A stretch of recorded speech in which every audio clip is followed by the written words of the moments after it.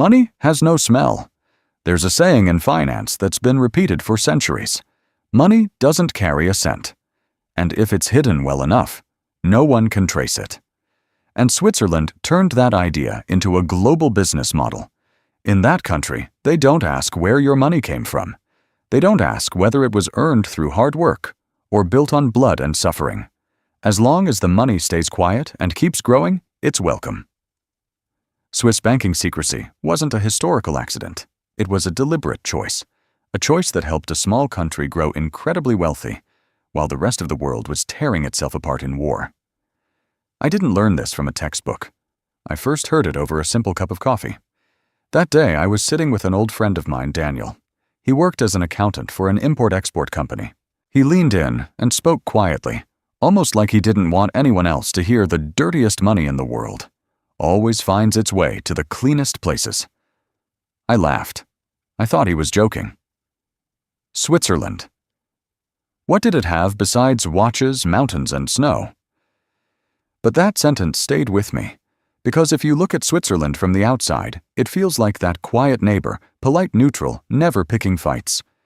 While Europe burned through wars and revolutions, Switzerland just stood there, small, silent calm. And that silence turned out to be the most valuable thing of all. Because money doesn't like noise. Money hates risk.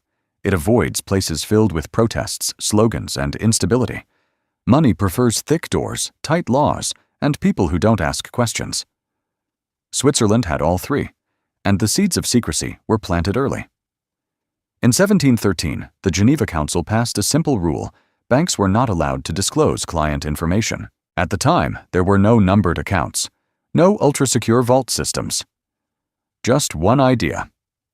When it comes to client information, the bank must remain silent. In Switzerland, silence wasn't just good practice, it was ethics. And over time, that idea grew. By the 19th century, Europe began to shake. Revolutions spread across the continent. Crowds filled the streets. Kings were overthrown. Governments collapsed overnight. And in the middle of all that chaos, something became incredibly fragile. Not life, but property.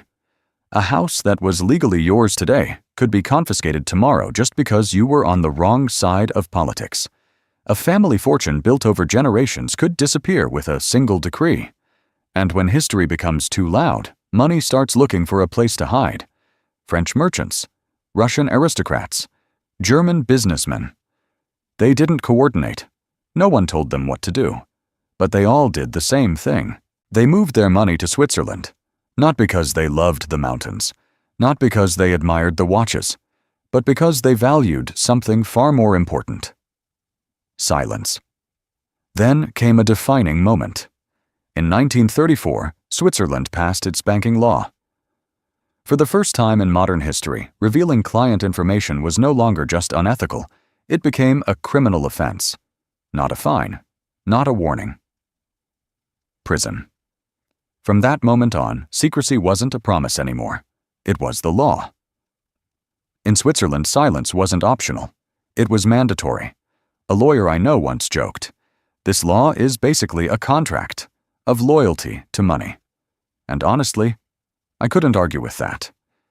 Then World War II began. And this time, Europe didn't just shake. It shattered. Cities were bombed into rubble. Entire neighborhoods disappeared overnight. Families vanished. Names were never spoken again. But in the middle of that destruction, one place remained untouched. Switzerland. No occupation, no bombings, no forced allegiance. While the rest of Europe was dragged into a fight for survival, Switzerland stayed neutral, silent, and money began to flow in. Gold from Nazi Germany, some from national reserves, some looted from occupied territories, and some melted down from jewelry taken from Jewish victims who would never return. At the same time, Allied forces also used Swiss banks to move funds quietly, to finance operations, to conduct strategic transactions. Two sides, two enemies, sending money into the same system. Because money doesn't wear a uniform, it has no nationality, it doesn't fight for any flag. Switzerland didn't fire a single shot, but every day its vaults grew heavier. After the war, Europe began counting its losses. Destroyed homes, collapsed industries, massive debt. People had to pay. But what about the wealthy? Their money was safe, untouched, hidden deep beneath layers of steel and silence. Swiss accounts became a symbol of absolute security. Want your money out of government reach? Send it to Switzerland. Want to escape the chaos of history? Send it to Switzerland. And this wasn't just about wealth anymore. It became about power. Dictators realized something simple. You don't need to keep your money in your country. You only need to keep your power there. The money can live somewhere else, far away, hidden, untouchable. Ferdinand Marcos, Mobutu Sese Seko, Baby Doc Duvalier. Different countries, different names, same strategy. Back home, their people struggled poverty, broken hospitals, failing schools, but their money safe, locked away in silent vaults. At that point, banking secrecy stopped being neutral. It became a shield, a system that separated wealth from responsibility. Then came the Cold War. Ideologies clashed. Tensions rose. The CIA needed to move money. The KGB needed to move money. And both needed the same thing. A place that didn't ask questions. Switzerland delivered. Wars were fought in Berlin. Cuba, Vietnam.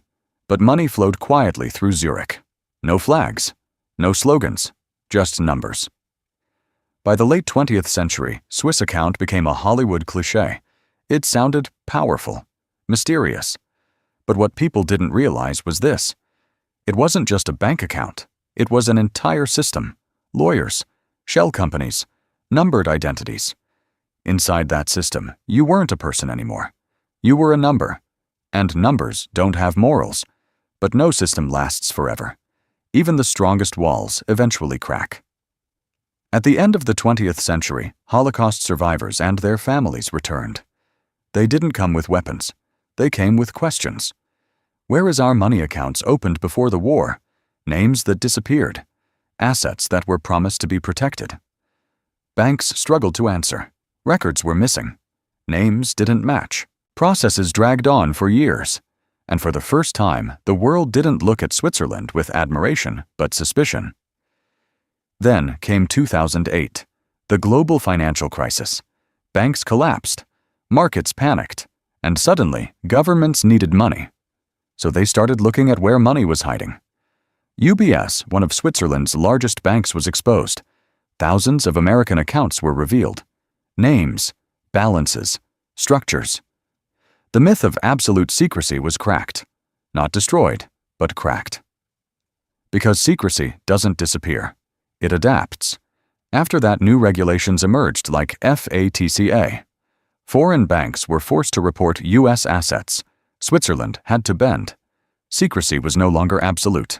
But money didn't stop moving. It evolved. Into shell companies, trust structures, offshore networks, layer after layer. Until no one knows who the real owner is. Not because people are hiding better, but because the system was designed not to know. Then came the leaks. Panama Papers. Paradise Papers. Millions of documents exposed. The public was shocked. But insiders weren't, because they understood something simple. This wasn't the end of the system, just the replacement of one mask with another. And Switzerland. It's no longer the only center of secrecy, but it's still part of the network. Because in every crisis, money does the same thing. It runs, away from risk, toward safety. And very often that path still leads back to Switzerland. So who wins this game? Not workers, not taxpayers, but those who can afford to build systems around their money. When the wealthy hide assets, governments lose revenue. And when governments run out of money, they borrow, or print more. And when money gets printed, your money loses value. That's inflation. Not taken directly from you, but quietly, every single day. And when I look at all of this now, I realize something. This story isn't really about Switzerland. It's about a universal instinct, the need to survive uncertainty, the need to protect value. The rich do it with global systems. Everyone else does it in their own way. But the instinct is the same. So what's the lesson? Money avoids the light, power prefers the shadows, and no system is truly fair. There are only systems you understand and systems you don't. Don't assume the game has ended. It hasn't. It just changed the rules. And the real question is, do you understand the game you're playing? Or are you just living inside it without even knowing it?